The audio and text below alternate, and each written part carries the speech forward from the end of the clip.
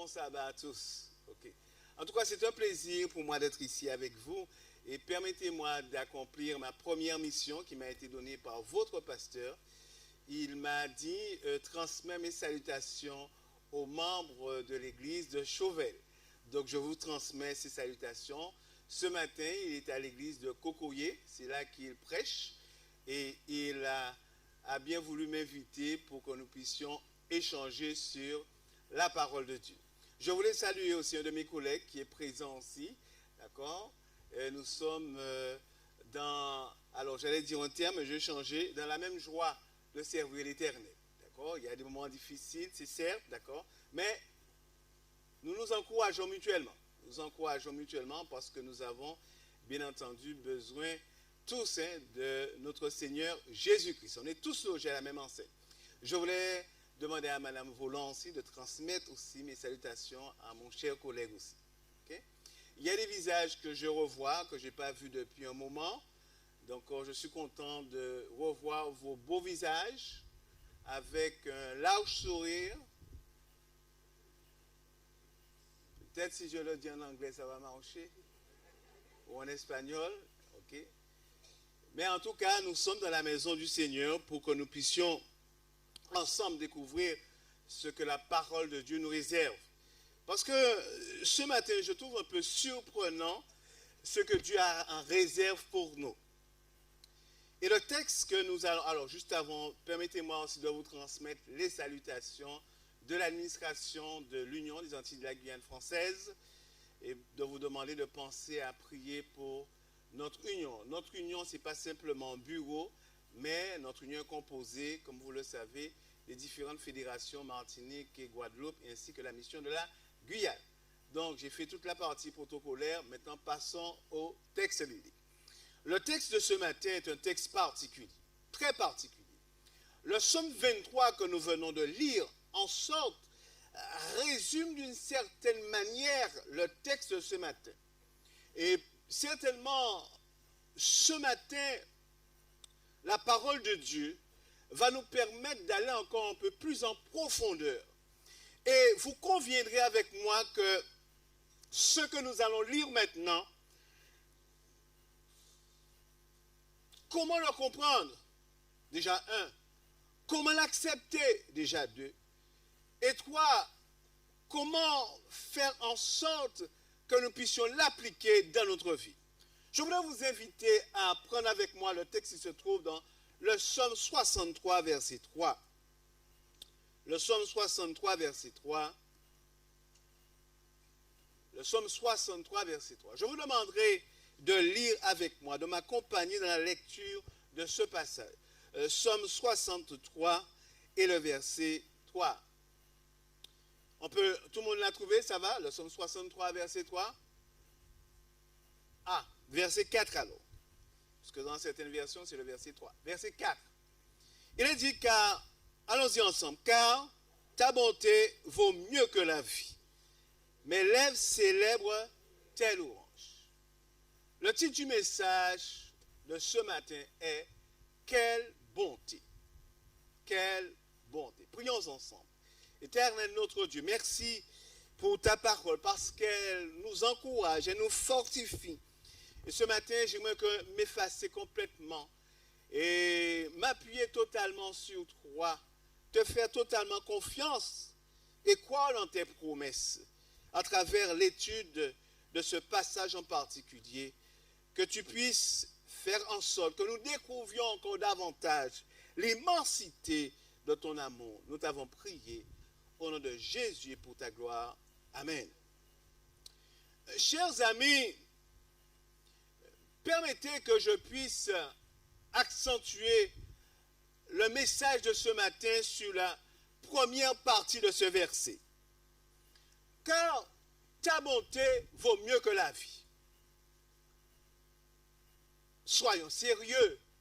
Mais qu'est-ce qui est plus important que la vie? Qu'est-ce qui est plus important que la vie? David nous dit ici, la chose la plus importante qui surpasse, qui est au-dessus de la vie, c'est la bonté de l'Éternel. Ouais, j'entends ce que David dit. Mais attends, ma vie quand même. Ma vie. Vous savez comment nous sommes accrochés à la vie. Et la vie est en train de me dire, attends. Tu sais quoi? Si tu aimes ta vie, laisse-moi te dire une chose. Il y a quelque chose qui est au-dessus de ta vie. C'est la bonté de l'Éternel. Waouh! Donc la question pour moi ce matin, il ne s'agit pas pour moi de me focaliser sur ma vie, mais de me focaliser sur la bonté de l'Éternel. Je ne sais pas si nous saisissons un peu le changement de paradigme, alors que pour beaucoup, c'est la vie. La vie que j'ai. Avec cette vie, je peux faire beaucoup de choses. Mais David me dit, ce qui est plus important, c'est la bonté de l'Éternel. Oui. Et ce n'est pas ta vie. Quel changement de paradigme, quel changement de schéma.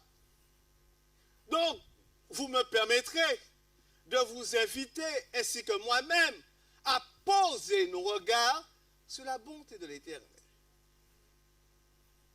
Et pas sur notre vie. Peut-être que nous ne le saisissons pas toujours, mais certaines fois, notre vie, chers amis, n'est pas toujours au beau fixe.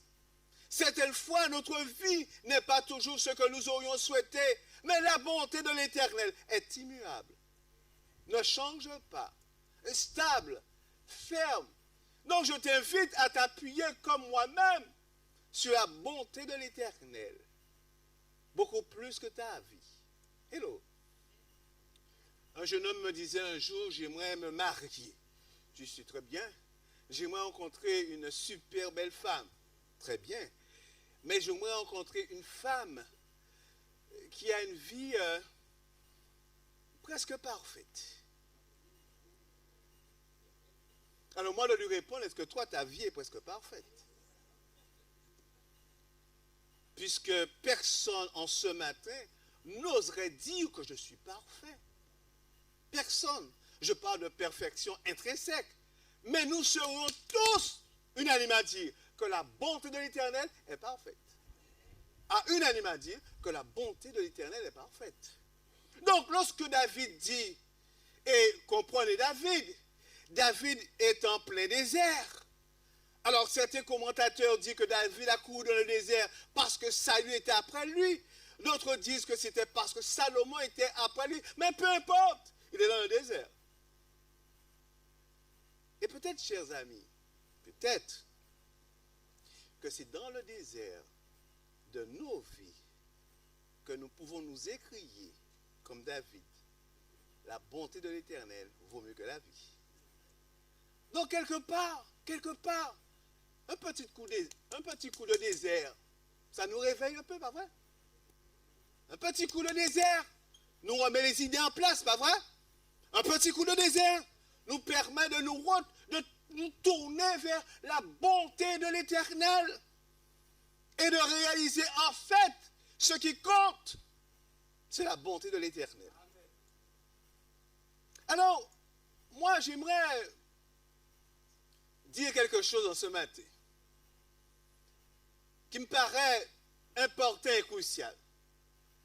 C'est que si c'est la bonté de l'Éternel et que la bonté de l'Éternel vaut mieux que la vie, cela veut dire que la bonté de l'Éternel, et vous allez dire amen après ça, je peux vous dire, que la bonté de l'Éternel est souveraine. Amen.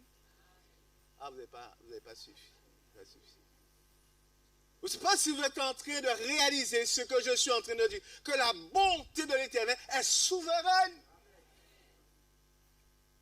Alors, je ne vous ai pas dit, et j'avais prévu de le dire, c'est que le terme bonté est, dans le texte ici, est un terme qui vient de l'hébreu. Et celle, mais vous pouvez oublier cela. Alors, puisqu'on m'a dit que je parle plusieurs langues, je vais utiliser les langues que je parle, d'accord. En anglais, cette bonté est traduite loving kindness. Amour, bienveillance de l'Éternel. En espagnol, le terme bonté là, qui est traduit, c'est misericordia. La miséricorde. En fait, écoutez, c'est magnifique. Il n'y a pas véritablement un terme français, peut-être, pour résumer véritablement le terme bonté qui est utilisé dans le texte. Ça veut dire à la fois bonté, miséricorde, fidélité, amour, grâce, parce que, en fait, chers amis, ce que David est en train de dire, la bonté de l'Éternel, en d'autres termes, ce que Dieu fait pour toi et pour moi, fait partie de la grâce que je ne le mérite pas. Attends. Que je ne le mérite pas. Et ça fait partie de la souveraineté de Dieu. Waouh! Maman. Je vais monter sous la chair pour dire ça. Ouais, c'est vrai. Ce que David est en train de dire en d'autres termes, c'est que la bonté de l'Éternel, qui est tout simplement la grâce de Dieu, et permettez-moi de préciser une chose, c'est que Dieu est amour. On est d'accord? Dieu nous a créés par amour. L'amour de Dieu, depuis le jour où le péché est entré dans le monde, a pris une autre forme, la grâce. Je vais reprendre ça. L'amour de Dieu, depuis le jour où le péché est entré dans le monde, a pris une autre forme, la grâce, ou si vous préférez, hesed, si vous préférez, bonté, si vous préférez, fidélité, si vous préférez, miséricorde, bienveillance. Donc je suis en train de vous dire en ce matin que la souveraineté de Dieu se trouve dans sa grâce. Ah ouais. Donc ce qui veut dire, chers amis, quand je suis avec Dieu, quand je regarde à Dieu, quand je me tourne vers Dieu, je me tourne vers sa grâce. Je me tourne vers sa bonté. Je me tourne vers sa miséricorde. Je me tourne vers sa fidélité. Hello! Que je ne mérite pas. Aha! Que je ne mérite pas. Tu te rends compte? Et c'est ça la souveraineté de Dieu pour moi. Maman. J'allais danser, mais le frère m'a dit qu'il ne faut pas danser. D'accord? Il se connaît déjà. D'accord? Mais est-ce que tu réalises ce que nous sommes en train de dire en ce matin? Est-ce que tu réalises ce que nous sommes en train de dire en ce matin? Ce qui veut dire, chers amis, lorsque Dieu me regarde dans toute sa souveraineté, il me regarde avec grâce. Il me regarde avec bonté. Il me regarde avec miséricorde. Il me regarde avec fidélité. Ouais.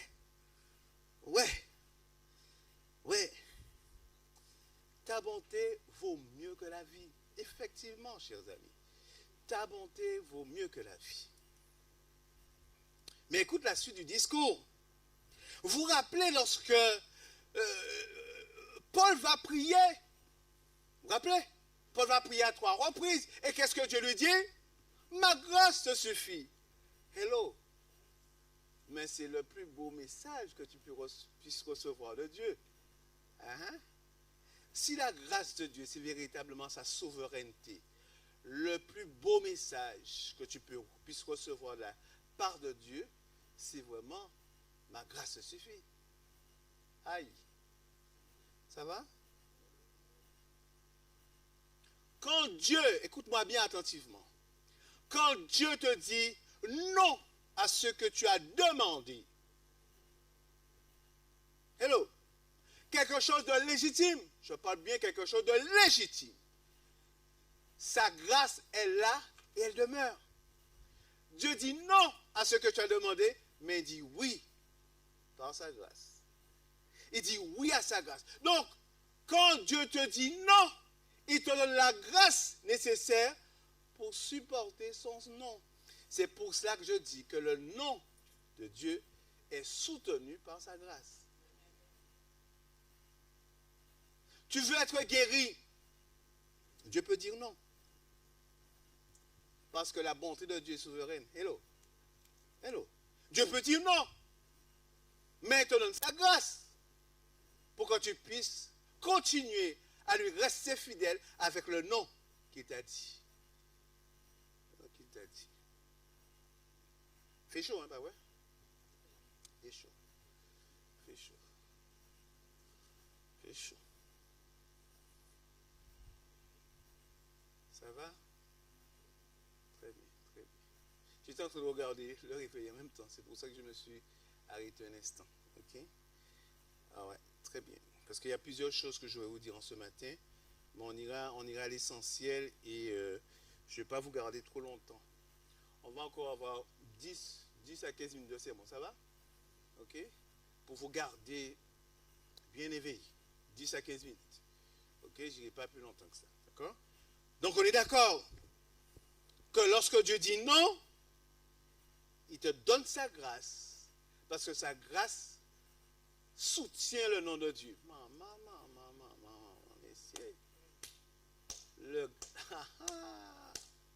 La grâce de Dieu soutient le nom de Dieu. N-O-N, hein? Le nom N-O-N, hein? Mais N-O-M aussi d'ailleurs, hein? N-O-M aussi. Mais non, laisse-moi te dire, Dieu s'autorise à te dire non parce qu'il te donne sa grâce.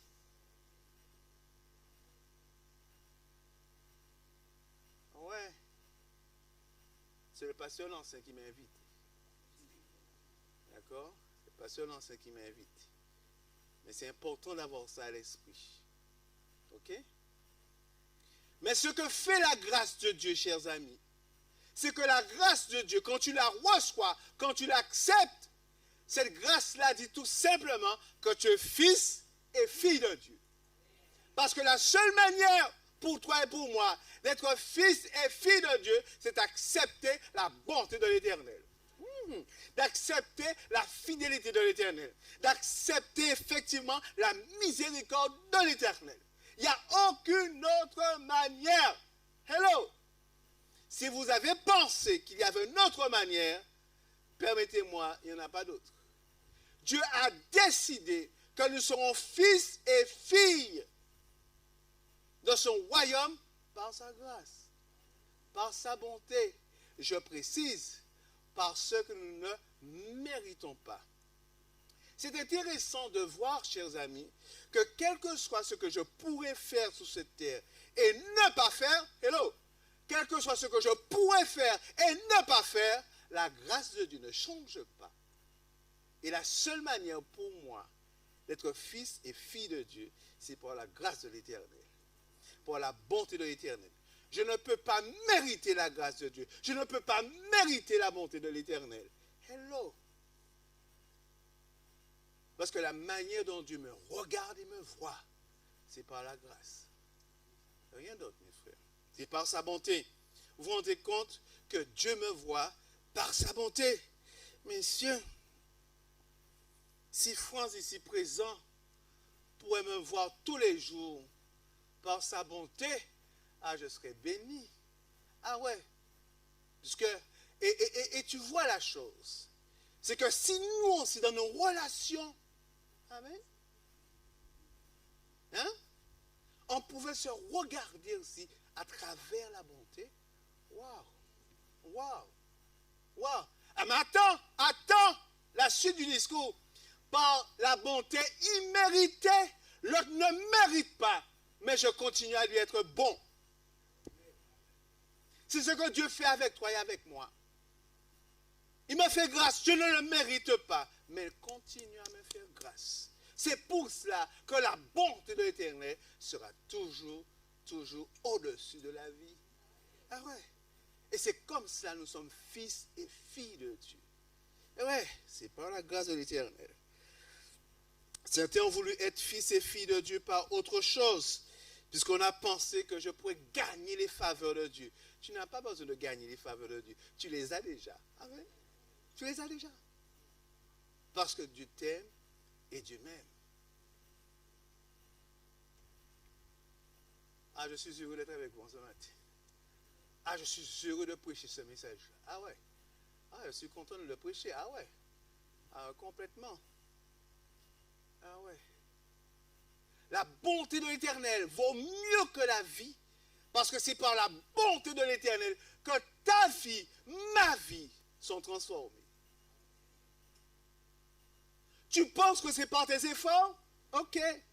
Fais des efforts. Matin, midi et soir, tu vas tomber en dépression. Tu vas tomber en dépression. Mais quand tu t'appuies sur la bonté de l'Éternel, c'est cette bonté-là qui te transforme. C'est la grâce de Dieu qui nous transforme, qui fait de nous de nouvelles créatures en Jésus. Ouais. Certains ont pensé faire autre chose. Ils sont devenus des extrémistes, des légalistes. Pire, ils se sont sentis meilleurs que les autres. Ah ouais, c'est meilleur que les autres. À une époque de ma vie, chers amis, je venais de commencer à faire des études de théologie. Je suis arrivé dans mon église parce que j'ai fait études de théologie. Pourtant que j'étais le meilleur. Et on m'avait demandé de prier. J'ai fait une prière, mes frères. Quelle prière? Une prière de théologien. Ouais. Ah ouais, une prière. Ah, une prière, mes frères. Pourquoi comment? Mais ouais, c'est ça même. Mais la prière n'a pas été loin. Parce qu'une chose que tu dois savoir, ce ne sont pas tes mots, ce ne sont pas tes paroles, mais c'est la bonté de l'Éternel. Tu dois t'appuyer sur la bonté de l'Éternel. C'est lui qui te transforme, c'est lui qui te change, c'est lui qui te permet d'avancer, de progresser dans la vie. Et rien d'autre, mes frères. Et rien d'autre. Tu sais pourquoi nous sommes assis là? À cause de la bonté de l'Éternel. Parce que l'Éternel est bon. Dieu n'est pas un tyran. Il n'est pas un tyran. J'aimerais dire, Dieu n'est pas un tyran. Dieu est bon, infiniment bon. Il est tellement bon que sa bonté est incompréhensible pour nous. Incompréhensible pour nous. Mais il est bon envers nous. Par sa bonté, l'Éternel nous change et nous transforme. Amen. Ah oui, il nous change et nous transforme. Et nous sommes heureux d'appartenir à notre Seigneur Jésus-Christ. Maintenant, on ne peut pas parler de la bonté dans l'Éternel sans parler de Jésus-Christ. C'est vraiment l'acte suprême de la bonté de l'Éternel. D'accord? Parce que le Christ a donné sa vie. Dieu a accepté que son Fils vienne pour effectivement rendre, écoutez-moi bien, pour rendre sa bonté accessible et possible pour nous. Parce que je vous apprends bien que nos péchés nous séparent de Dieu.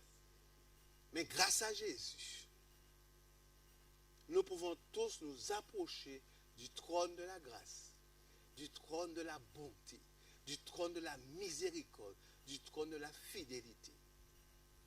Dites à la personne qui est à côté de vous, j'accepte la bonté de l'Éternel. J'accepte la bonté de l'Éternel. J'accepte la bonté. Ah oui, j'accepte la bonté. Ah ouais. J'accepte la bonté de l'Éternel. Ouais. J'accepte la bonté de l'Éternel. Ah ouais. Et je sais que cette bonté vaut mieux que ma vie. Donc, en d'autres termes, chers amis, dans la balance, il y a ma vie par là. Et dès que je mets la bonté de l'Éternel sous la balance, parce qu'elle pèse beaucoup plus. Elle a beaucoup plus de valeur, beaucoup plus d'importance. C'est pour cela que toi et moi, nous avons besoin de naviguer dans notre paradigme, le paradigme de la bonté de l'Éternel. Et je disais donc que cette bonté a été manifestée par notre Seigneur Jésus-Christ. Si vous voulez savoir ce que c'est que la bonté, regardez la vie de Jésus. Si vous voulez savoir comment se comporter avec votre prochain qui ne vous aime pas, regardez Jésus. Mhm. Regardez Jésus. Laissez-moi vous dire une chose. Nous, en tant que chrétiens, non seulement nous devons être baignés par la bonté de l'Éternel, mais nous devons exprimer aussi la bonté autour de nous. C'est notre responsabilité. Parce que Jésus l'a fait. Il l'a fait pour toi et pour moi. Je sens que vous êtes prêts encore à rester là jusqu'à midi et demi, pas vrai? Ouais. Il n'y a que 2 personnes qui ont dit Amen. Hein? D'accord. Non, on va terminer. On va terminer. Je sais qu'il fait chaud, je sais. Je vais terminer avec ce point. On pourrait encore continuer, mais je termine avec ce point. Écoutez-moi bien attentivement. Aujourd'hui, on parle beaucoup de réveil à l'église. Tout réveil qui n'est pas le produit de la bonté de l'Éternel sera tout simplement un chemin, une voie vers l'extrémisme, le fanatisme ou encore l'orgueil spirituel. Je vais reprendre ça encore. Je vais reprendre ça encore. Tout réveil qui ne sera pas le produit de la bonté de l'Éternel, qui ne sera pas dans la connexion avec la bonté de l'Éternel, va conduire vers l'extrémisme, le fanatisme ou l'orgueil spirituel.